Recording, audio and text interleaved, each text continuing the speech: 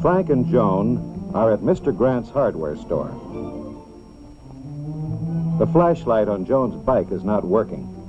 Joan will ask Mr. Grant to check it for her. Mr. Grant knows that Joan bought new batteries just the other day, so perhaps the bulb needs to be replaced. There, now it's working. But why didn't it work before? What's wrong with the old bulb? Let's look at it very closely. The little wire right here is broken, and that's why the flashlight didn't work. How does a little piece of wire make the bulb light? Could Mr. Grant explain that? Yes, he can. First, he tells them about the kind of battery he's using. This battery, just like the flashlight batteries, is safe to handle because it produces only a small amount of electricity. But the electricity that we use in our homes is not safe for us to handle for experiments. Mr. Grant has the battery and wire so arranged that electricity can flow in a complete pathway from one battery post through the wires back to the other battery post. But is the pathway complete? Not quite. Now Mr. Grant will use another little piece of wire that will complete the path. There, the wire is connected. Is the pathway complete? The little wire is glowing red. This shows that electricity is flowing through the wire. If the little wire is disconnected, the path is not complete and no electricity flows.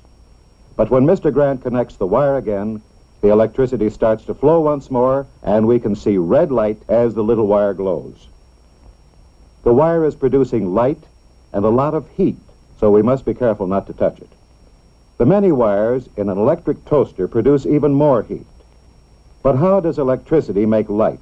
Mr. Grant is going to show them using another battery and other wires. He has passed two wires from the battery through a rubber stopper. Now he connects the wires together with another kind of wire that is very thin. He then slips the wires and stopper into a bottle. It's a homemade light bulb. As soon as the battery is connected to make a complete path for the electricity, the wire begins to glow. But the glowing wire burns out quickly in the homemade light bulb. That was interesting. In the flashlight bulb, the glowing wire burns a long time, just as it does in an ordinary lamp. That's because the air has been removed from within the glass bulb. Special thin wire is used which does not melt, but continues to glow with a bright light. Electricity makes light for many different uses. For railroad signals, traffic signals, for automobile headlights and tail lights, for giant searchlights and signs. Electricity may make different kinds of light. Neon lights give off colored light. These fluorescent lamps give off very white light. Mr. Grant tells Frank and Joan that so far they've seen that electricity can make light and that it can make heat. Now Mr. Grant is going to try something else. He's wound some wire around a nail. In place of the wire that produced heat, he's connecting the wire wrapped around the nail. Now, once again, the electrical pathway is completed.